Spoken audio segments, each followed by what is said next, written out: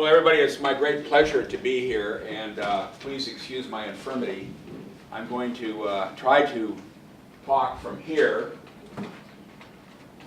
Yeah, and if I need to, I'll sit down, okay? But I can't stand the idea of sitting behind somewhere sharing these ideas with you.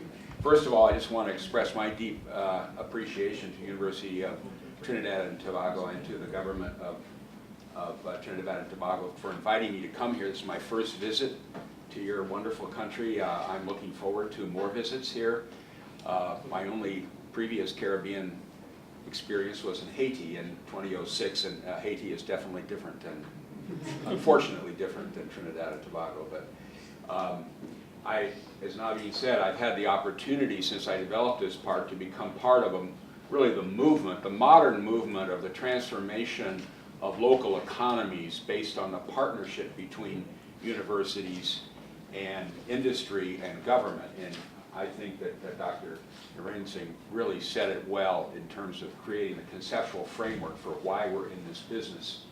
It's only, frankly, a few years that when the world woke up to the fact that maybe we are in a knowledge economy and that most of the knowledge is generated at universities, and therefore maybe there's a process that needs to be in place to drag that knowledge out of universities.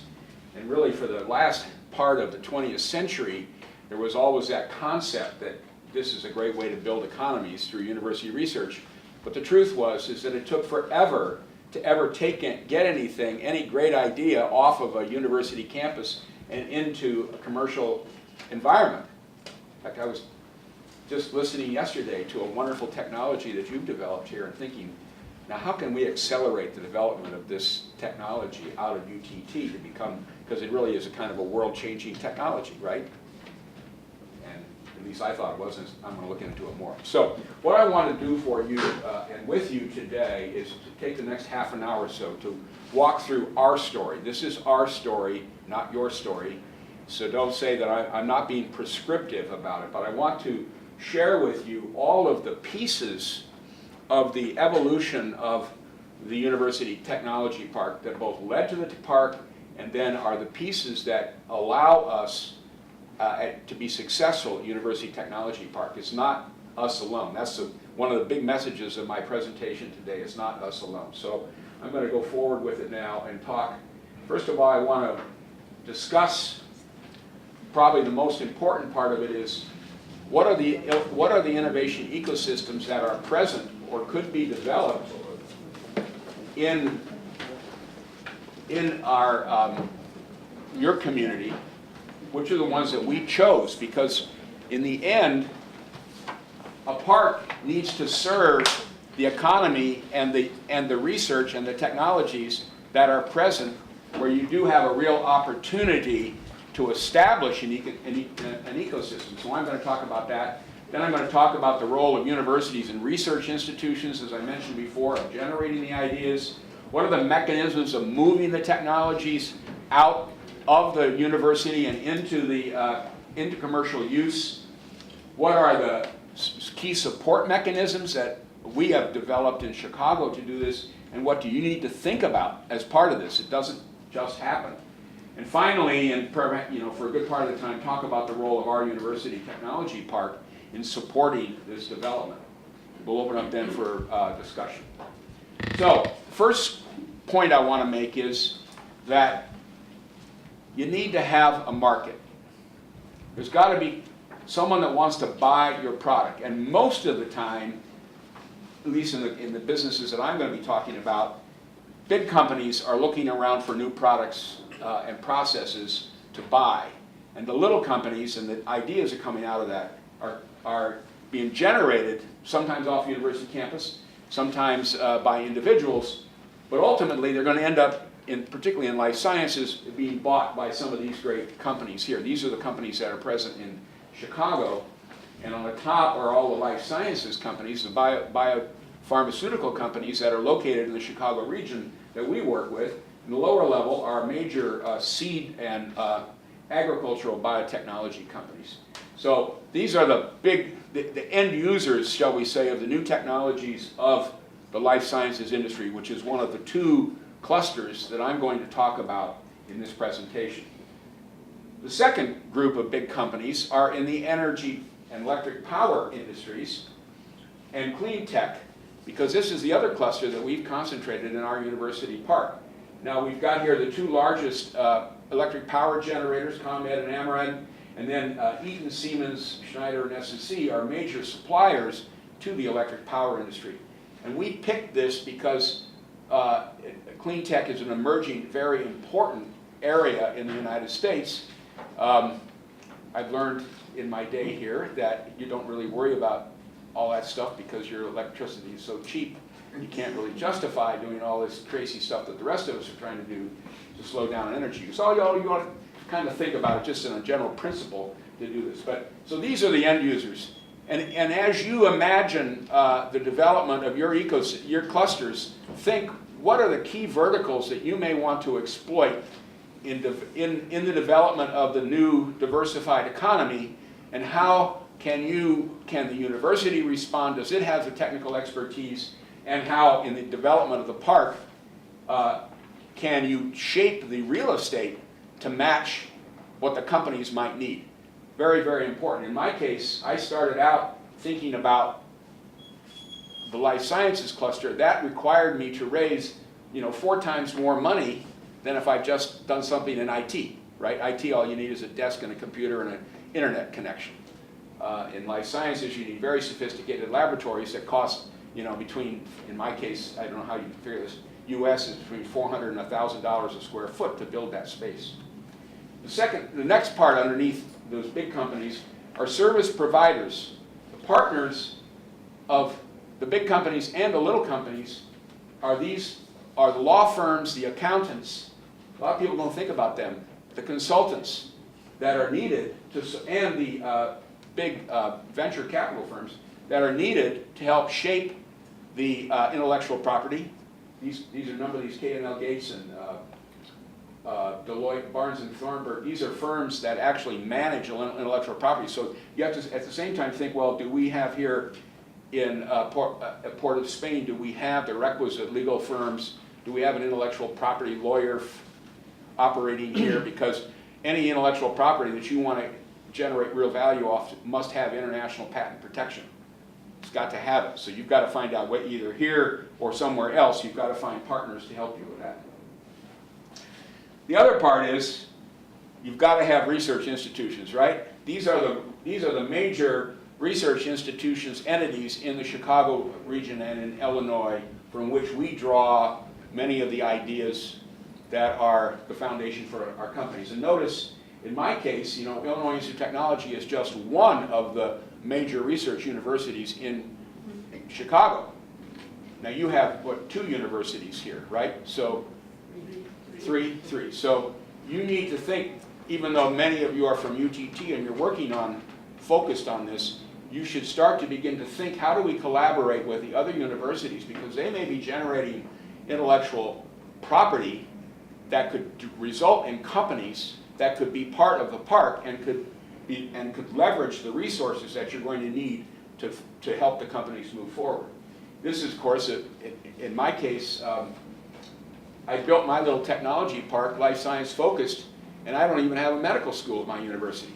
Everybody said, well, why'd you do that? Well, I did that because I saw in 2001 that neither the University of Chicago, which is 10 minutes from Illinois Institute of Technology, or Northwestern, which is 20 minutes from Illinois Institute of Technology, both have giant medical schools. They fight each other all the time, okay? They can't stand being in the same room. Although they've been forced a little bit to play nice recently, they generally would not work together. So I figured, well, I'll build a life sciences focused technology park on neutral ground, and then their companies will feel more comfortable coming to, from both sides. And that's exactly how it's worked out. So it's an important idea for you to think about. Don't just think, well, UTT, Tamana campus. Think about how do you work, and the minister can help you with this, right? You're in charge of all of them. So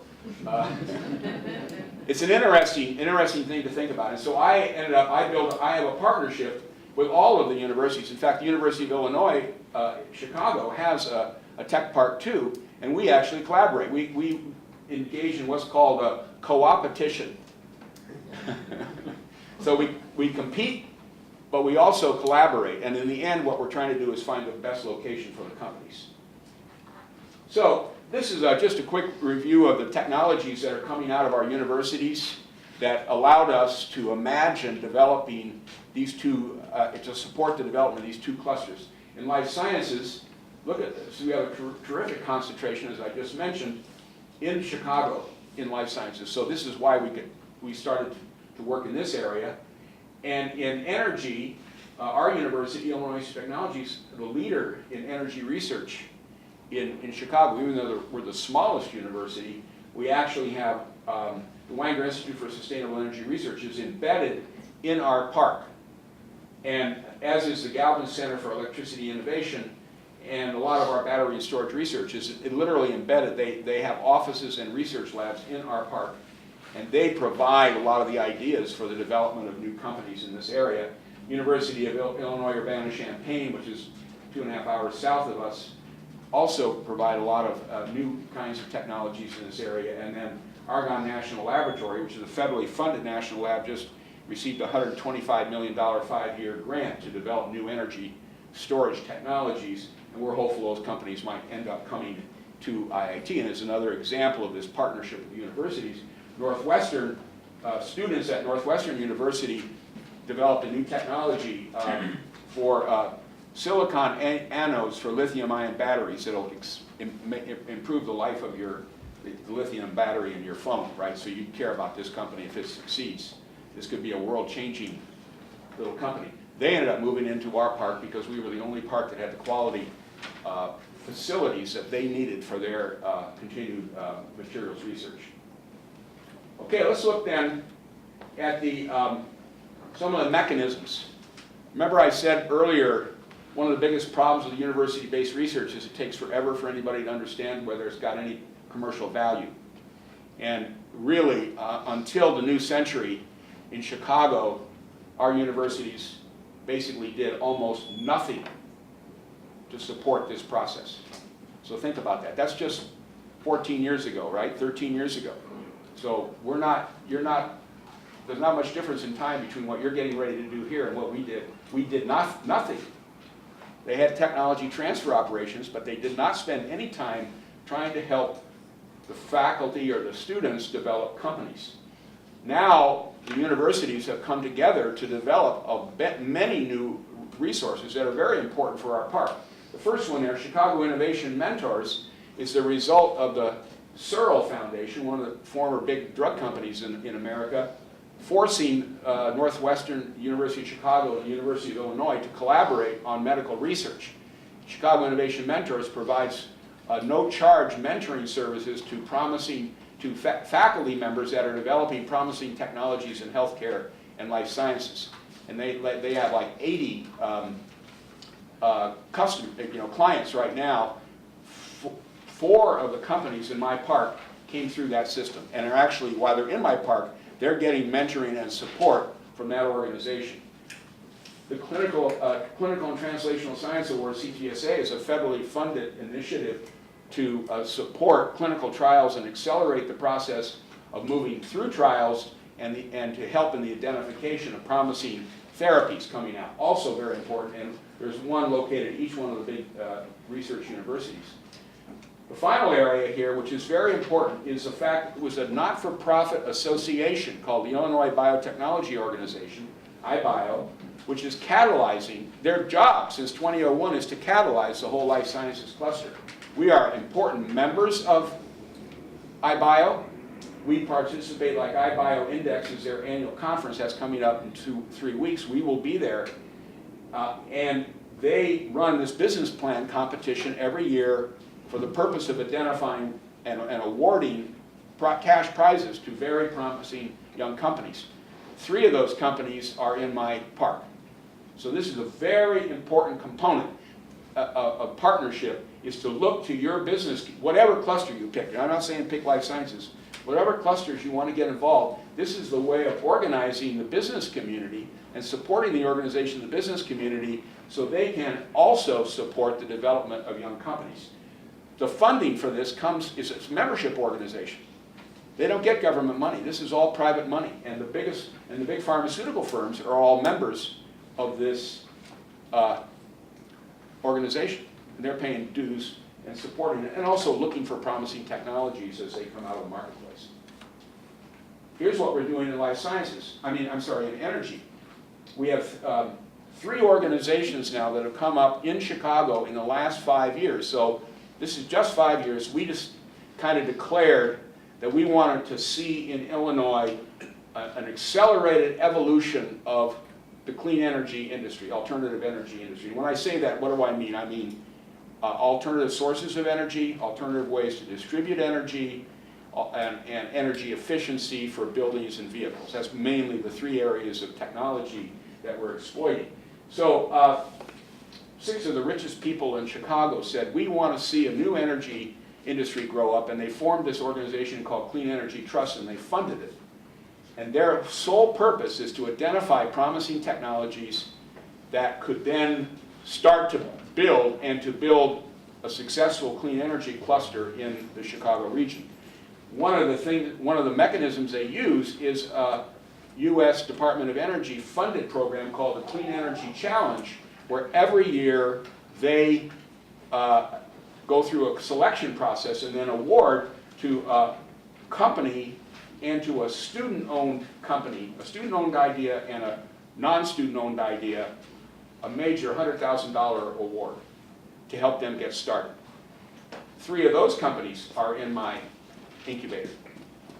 Yesterday was the Clean Energy Challenge award ceremony, and my colleague, Dan Marcel, who's the director of the Tech Park, I'm executive director, he does all the day-to-day work, he went to this all day looking for companies, promising companies that we could then invite to become tenants in our park. We provide a discount for anybody that wins to come right to the park, and because we know we can support them to grow, and this has been a very successful strategy for us.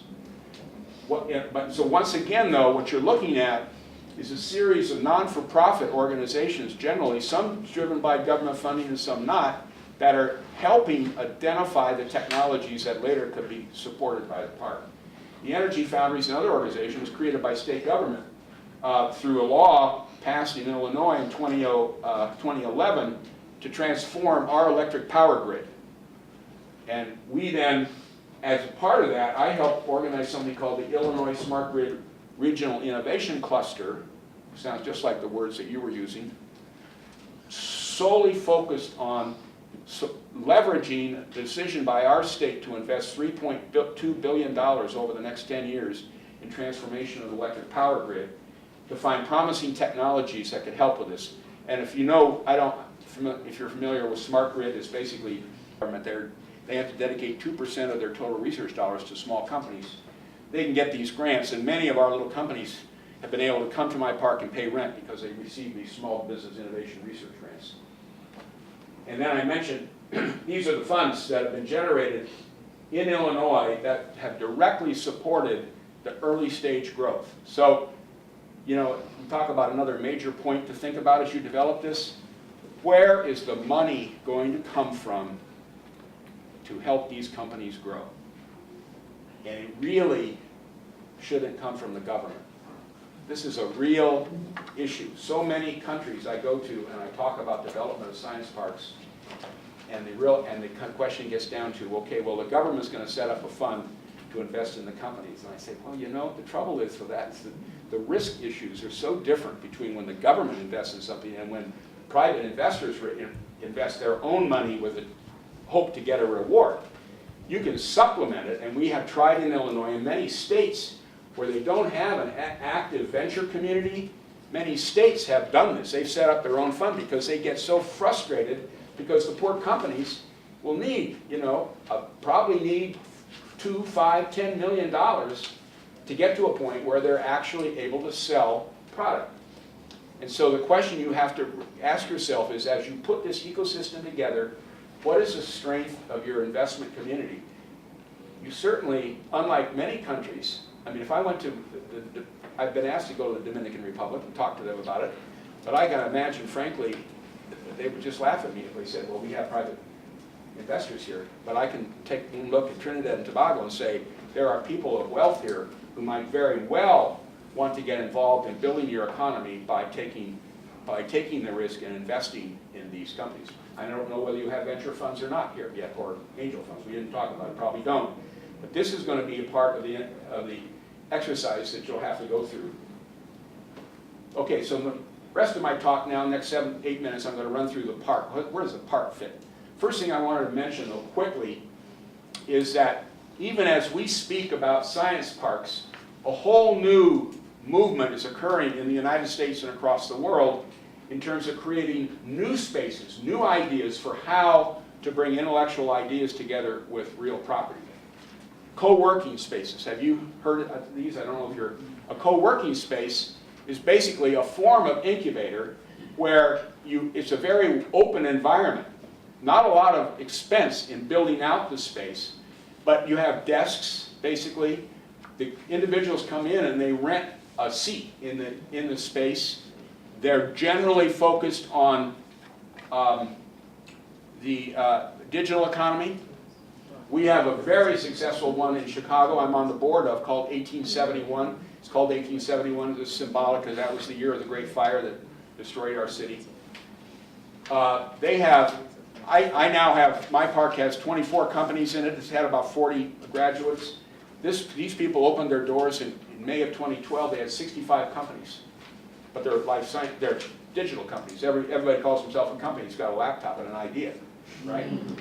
But they've generated real economic activity. And one of the questions we're raising now, all of us, are, should we start to think about this kind of a space that we integrate into our park? And so as I was talking to your colleagues yesterday about the idea on the Tamana campus, you could almost start out by just declaring an open area that you haven't built out, put a bunch of desks in there and say, let's get the kids in here and start building companies. You know, you don't really have to do a lot. But our co-working space 1871 works, though, because the entire community, the venture community, the business community, the universities, and the venture community have all come together to support this activity. My university rents, we spend $30,000 a year for the right to sponsor this facility, and we have a suite there because we want our students. In fact, this weekend, starting today, 50 of our students are going to be spending the weekend there working on creating the prototype companies. And then they're going to be judged on Sunday by venture leaders. Very exciting area. And when you all come to Chicago, those of you that want to come, we will definitely go visit 1871.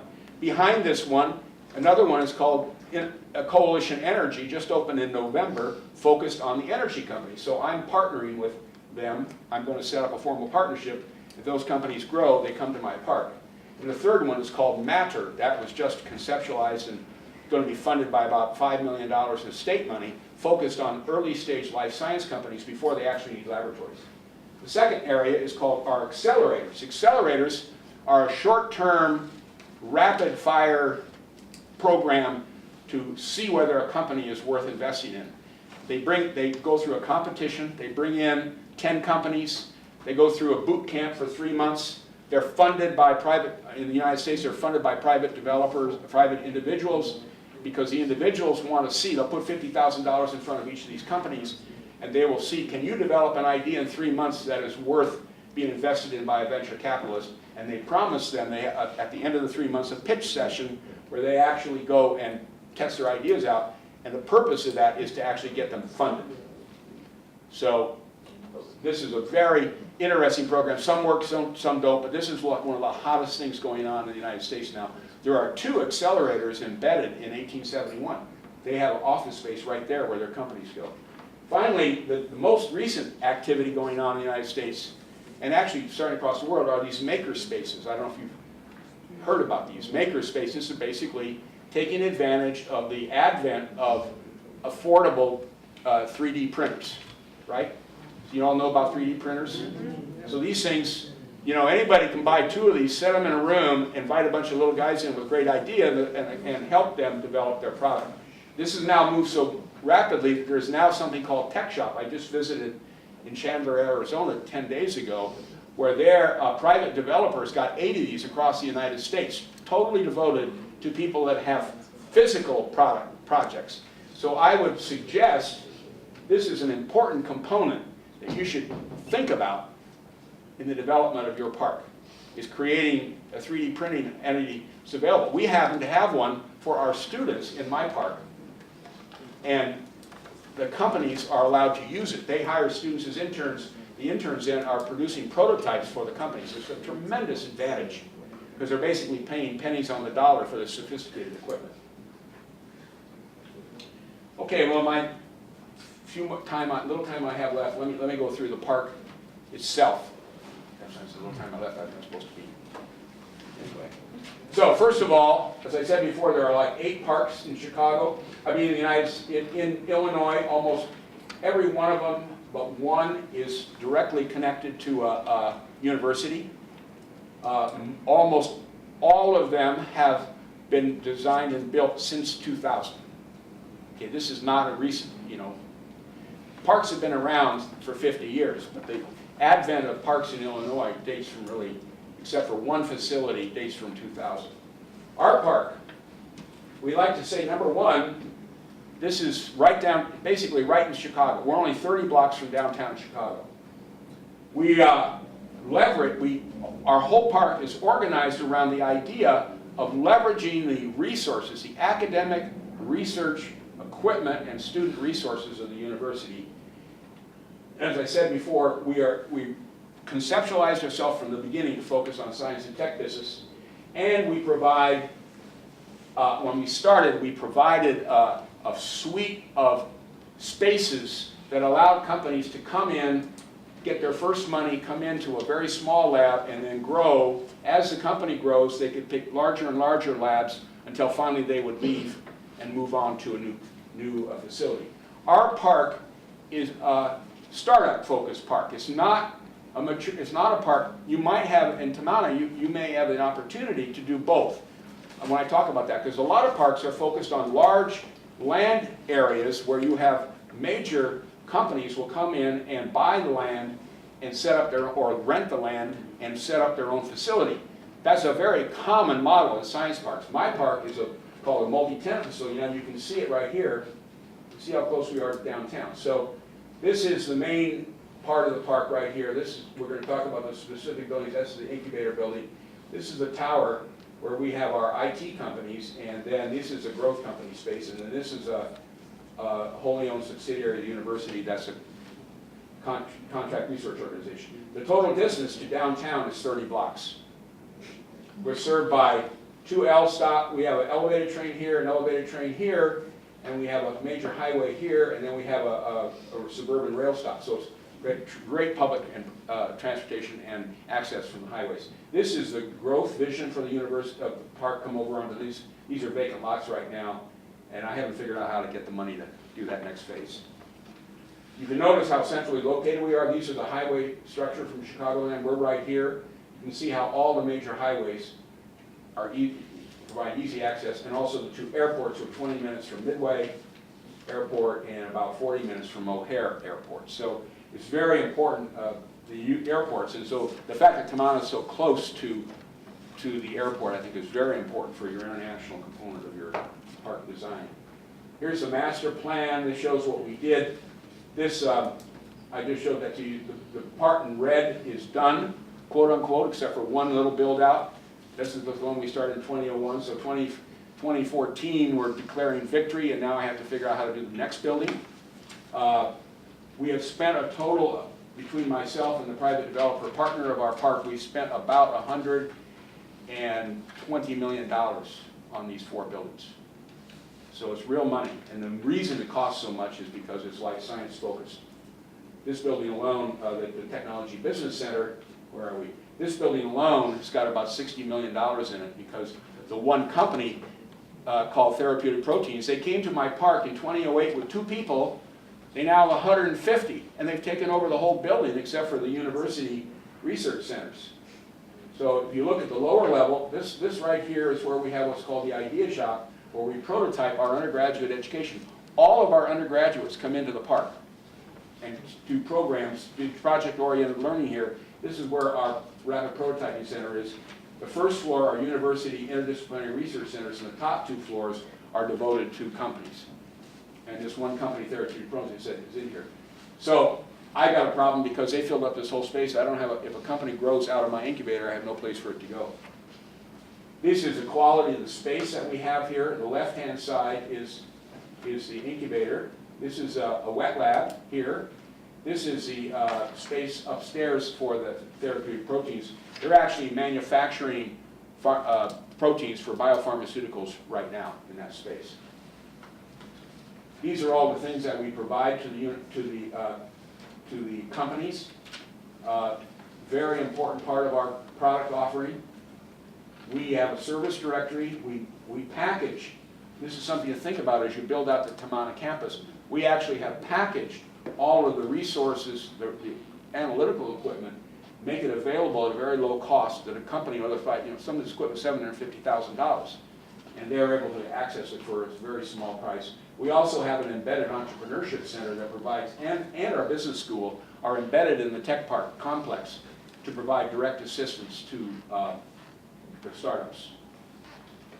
The other thing we do is this is all the things that we've organized, conference facilities. So just you think about this extraordinary campus that you are building, the beautiful campus, and you think about that, that is the real attraction for the science park, okay? And coming up with a coherent strategy for how you leverage the resources, the beauty, the facilities, the library, the eating spaces, the conference room. The park doesn't have to build that. This is something to start talking to ITech about. These are the kinds of things that make a difference for a park and for companies to have all of these provided, and they don't have to pay for them. We even have shared conference spaces, shared equipment, all of that. The other thing we do is we have organized all of the resources of the community for the benefit of the companies. We spend a lot of time networking with all of these companies here, and we provide discounted services so companies can easily access and acquire equipment. Finally, these are the logos of all of our life science companies in the park. I can't go through all of them, but I just want to mention, these are the ones I was talking about that actually started out in that chain that we mentioned, that innovation chain, and ended up here being supported in our park. And these are the energy-related companies that I was talking about that are currently in the park. So let me just summarize. We start with quality basic research. That's what you do with university innovation. You have to figure out the fact that you've got access to markets.